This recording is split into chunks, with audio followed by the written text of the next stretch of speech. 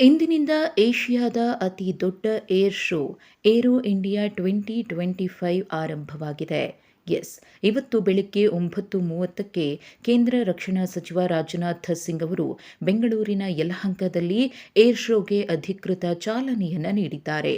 ಬಾನಂಗಳದಲ್ಲಿ ಲೋಹದ ಹಕ್ಕಿಗಳ ಚಮತ್ಕಾರ ಪ್ರದರ್ಶನವನ್ನ ಕಣ್ತುಂಬಿಕೊಳ್ಳುವುದಕ್ಕೆ ಪ್ರತಿಯೊಬ್ಬರೂ ತುದಿಗಾಲಲ್ಲಿ ನಿಂತಿದ್ದಾರೆ.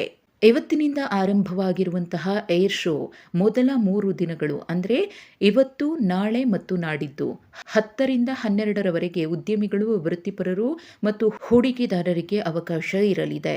ಇನ್ನು ಕೊನೆಯ 2 ದಿನಗಳು ಅಂದರೆ ಫೆಬ್ರವರಿ 13 ಮತ್ತು 14ರಂದು ಸಾರ್ವಜನಿಕರ ಪ್ರವೇಶಕ್ಕೆ ಅವಕಾಶ ಕಲ್ಪಿಸಲಾಗಿದೆ.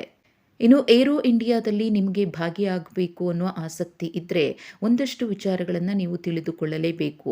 ಏರೋ ಇಂಡಿಯಾ 2025ರ ಪ್ರದರ್ಶನದ ಸಮಯ ಇಂತಿದೆ. ಫೆಬ್ರವರಿ 10ರಿಂದ 14ರವರೆಗೂ ಕೂಡ ಪ್ರತಿದಿನ ಬೆಳಗ್ಗೆ 9ರಿಂದ ಸಂಜೆ 6 ಗಂಟೆಯವರೆಗೆ ಏರ್ ಶೋ ನಡೆಯಲಿದೆ.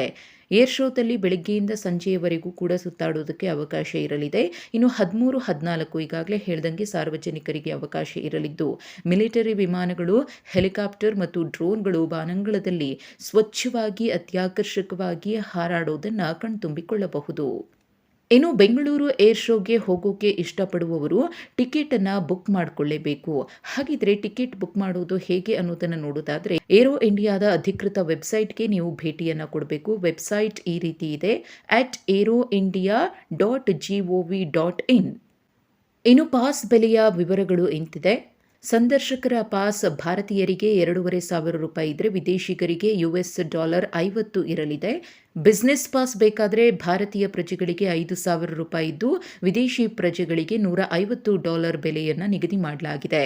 ADVA ಪಾಸ್ ಭಾರತೀಯರಿಗೆ $1,000 ಇದ್ದು ವಿದೇಶಿಗರಿಗೆ $50 ಬೆಲೆ ನಿಗದಿ ಮಾಡಲಾಗಿದೆ. ಇನ್ನು ಈ ಬಾರಿಯ ಏರ್ ಶೋನ ವಿಶೇಷತೆ ನೋಡೋದಾದ್ರೆ ಈ ಬಾರಿ 42,438 ವಿಸ್ತೀರ್ಣದಲ್ಲಿ ಏರ್ ಶೋ ನಡೀತಾ ಇದ್ದು ವಿವಿಧ 30 ದೇಶಗಳ ರಕ್ಷಣಾ ಸಚಿವರು, ವಿವಿಧ ದೇಶಗಳ 43 ಮಂದಿ ಸೇನಾ ಮುಖ್ಯಸ್ಥರು ಭಾಗಿಯಾಗ್ತಾರೆ. ಒಟ್ಟಾರೆ 90 ದೇಶಗಳು ಏರೋ ಇಂಡಿಯಾವನ್ನ ಪ್ರತಿನಿಧಿಸಲಿವೆ. 70 ಯುದ್ಧ ವಿಮಾನಗಳು, ಸರಕು ತರಬೇತಿ ವಿಮಾನಗಳು, 30 ವಿಮಾನಗಳು, ಹೆಲಿಕಾಪ್ಟರ್ಗಳು ಅತ್ಯಾಕರ್ಷಕ ಪ್ರದರ್ಶನದಲ್ಲಿ ಭಾಗಿಯಾಗಲಿವೆ. ರಷ್ಯನ್ ಮತ್ತು ಅಮೆರಿಕನ್ ಯುದ್ಧ ವಿಮಾನಗಳು ಈ ಪ್ರದರ್ಶನದ ಸೆಂಟರ್ ಆಫ್ ಅಟ್ರಾಕ್ಷನ್ ಆಗಿವೆ. ಅಲ್ಲದೆ ವಿವಿಧ ದೇಶಗಳ 900ಕ್ಕೂ ಹೆಚ್ಚು ಉತ್ಪಾದಕರು ಭಾಗಿಯಾಗ್ತಾರೆ. AI, drone, cyber security, global aerospace ನೂತನ ತಂತ್ರಜ್ಞಾನಗಳನ್ನು ಪರಿಚಯಿಸಲಿದ್ದಾರೆ. ಹಾಗೆಯೇ ಆತ್ಮನಿರ್ಭರ ಭಾರತ ಉತ್ಪನ್ನಗಳು ಈ ಬಾರಿಯ ಏರ್ ಶೋನಲ್ಲಿ ಇರಲಿವೆ.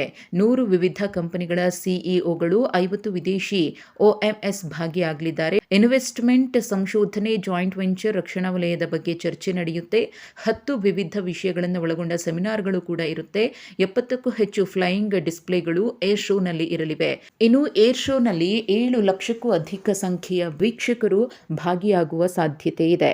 ಈಗಾಗಲೇ ಏರ್ ಶೋಗಾಗಿ ಎಲ್ಲ ರೀತಿಯ ಬಿಗಿ ಭದ್ರತೆಯನ್ನ ಕೈಗೊಳ್ಳಲಾಗಿದೆ. ಯಾವುದೇ ಅಹಿತಕರ ಘಟನೆ ನಡೆಯದಂತೆ ಮುಂಜಾಗ್ರತೆಯನ್ನು ವಹಿಸಲಾಗಿದ್ದು ಬರುವಂತಹ ವೀಕ್ಷಕರಿಗೂ ಕೂಡ ತೊಂದರೆಯಾಗದಂತೆ ಪಾರ್ಕಿಂಗ್ ವ್ಯವಸ್ಥೆಯನ್ನು ಅಚ್ಚುಕಟ್ಟಾಗಿ ಮಾಡಲಾಗಿದೆ. ಇನ್ನು ಏರ್ ಶೋ ನಡೆಯುವಂತಹ ಮಾರ್ಗದಲ್ಲಿ ಟ್ರಾಫಿಕ್ ಜಾಮ್ನಂತಹ ಸಮಸ್ಯೆ ಉಂಟಾಗಲಿದ್ದು ಮಾರ್ಗ ಬದಲಾವಣೆಯ ಸೂಚನೆಯನ್ನು ಕೂಡ ಈಗಾಗಲೇ ಪ್ರಯಾಣಿಕರಿಗೆ ನೀಡಲಾಗಿದೆ.